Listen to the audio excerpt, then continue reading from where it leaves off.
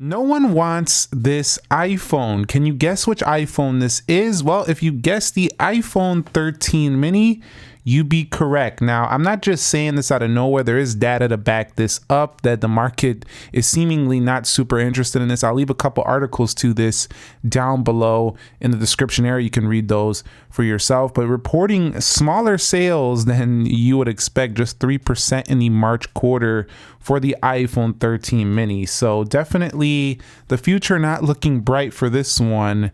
I'm not sure we're going to see this phone again. But let's talk about here in this video why the iPhone 13 mini I think is not super popular with the mainstream. And I'm going to begin with the very first reason, which is the price of this phone. So this phone is around, $699 or so. So definitely with taxes, it's up there around the price, not too far of a regular 13. So it's kind of a tough sale to have somebody want to go with the smaller edition and have to pay almost the price of the larger phone. Now, niche crowd that really loves the, SE line of the past, the 4-inch SE line, and they wanted everything in one package, one-handed, are not going to mind paying that for the 13 mini. But generally speaking, if a consumer walks in and wants to buy an Apple iPhone, they see this, and then they see just for a little bit more a larger iPhone, it's going to be a tough sale for the iPhone 13 mini, even though it's just as gorgeous, it's just as premium, but it's just, it's a tough sale. It's kind of like, they're upselling you on the larger phone, basically. Now, my next reason might be reaching a little bit, but I do feel like it does play a factor, and that is the iPhone SE from 2016. What do I mean by this? Well, I feel like it never really was that same kind of feel. Yes, it did have a squared body like the SE from 2016, but it never really matched that one-handed feel of this phone. This was the one-handed beast. This is the current one-handed beast, but to me, I have big hands, but I could see how this is still a little bit of a reach. It's still 5.4 inches. It's not like a 4-inch phone where everything was just, really easy to like move your thumb around. It's just not the same. At this point, you're almost at an iPhone 10 size display, but in a much more compact body. And number 3 is that the market has spoken and people simply just want bigger screens. And I have an explanation why. It's because, in 2022, people aren't just, iPhones are, even the way they're set up, iOS 15, you can see the widget support and the app library, they're just set up to be better on a larger screen. Like widgets aren't going to look as great on the smaller SE, and everything we do on our phones here in 2022, we read a lot on our phones. We do everything. We don't just text and call anymore. It's like when the original iPhones came out, it was just grid of icons for just use your phone. Now we use our phones for everything. So it gets kind of annoying to look at a smaller display for consuming media, news, stuff like that. If you're going to be doing gaming, texting all day does use up the battery too when you're doing a bunch of stuff. So having the smaller battery, but at the same time, the market has spoken and people simply just want a larger display. That's just all there is to it.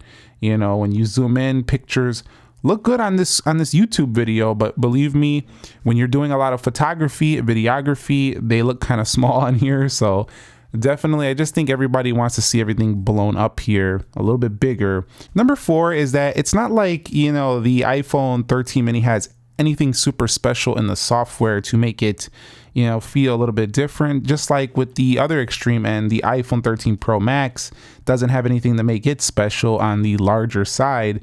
It's still just iOS. So you can't really get people to get the smaller phone just because, it's iOS. Number 5, I want to talk about the CPU speed, and let me tell you, the 13 mini is blazing fast. It's just like the iPhone 13, and this is actually a really good selling point. If you want to say, well, you want the fastest small phone on the market, this is it right here. However, again, people expect all iPhones to be fast at this point. The consumers know that iPhones perform fantastic in pretty much every respect. So, this is not, again, I think there's something that's going to convince people to get the smaller phone because they know whichever iPhone they get, it's going to perform well. So they don't really care about the fact that, oh, you have the fastest small phone. Well, I don't want a small phone, a lot of people are going to say, and they're going to just go with a faster, larger iPhone 13 or iPhone 13 Pro.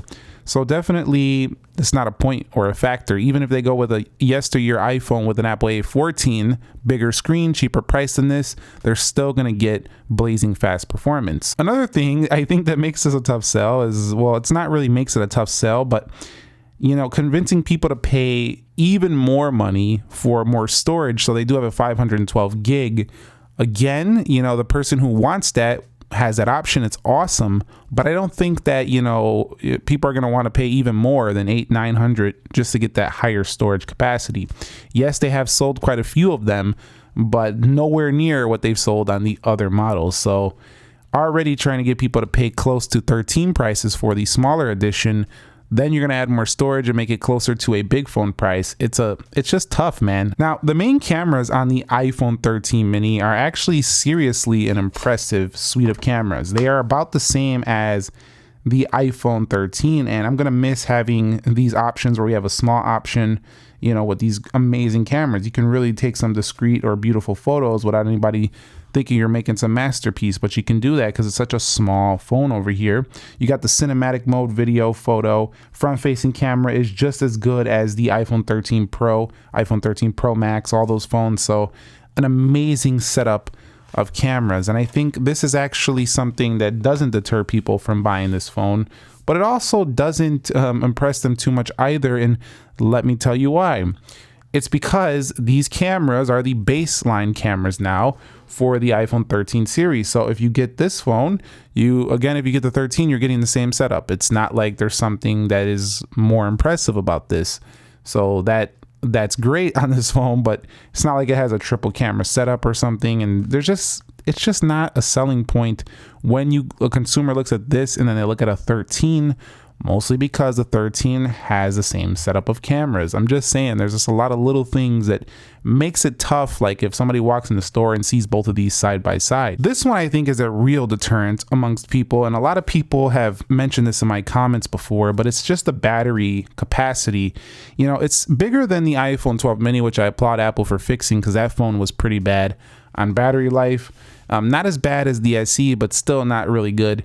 And some people get in the comments, guys, don't listen to this guy. He's just making stuff up. He doesn't know what he's talking about. My mini gets through the day. You got to remember, battery is very subjective, but as somebody who uses phones heavily, using Max devices, I can tell you this phone, for anybody who's using it heavy, is not going to be super impressed with it. They're not going to be super disappointed, as they're going to make it through most of the day, but it's a sacrifice. And I feel like for a little bit more money, I think people want the bigger battery. They're using their phone for GPS. They're using their phone to get around the cities and drive and stuff, and doing Uber and doing school work and all these different things we do with our phones these days.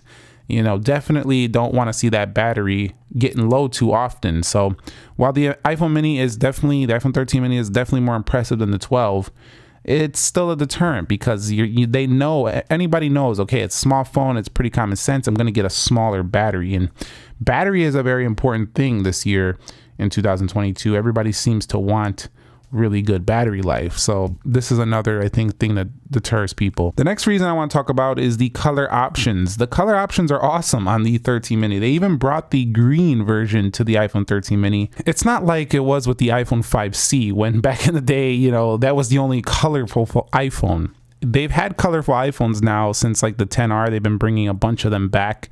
So it's nothing too special here with the colors anymore. It's not going to be a main draw. So at the end of the day, I want to wrap this video up and tell you that I absolutely love the iPhone 13 mini. I'm not trying to be, complaining about it and saying like I don't love it and things like that in this video. I'm just telling you the research and the data is proving that people just simply don't want this phone. And I don't know if Apple's going to bring it back. However, I think you should get this one now. If you really want it, get it while it's fresh.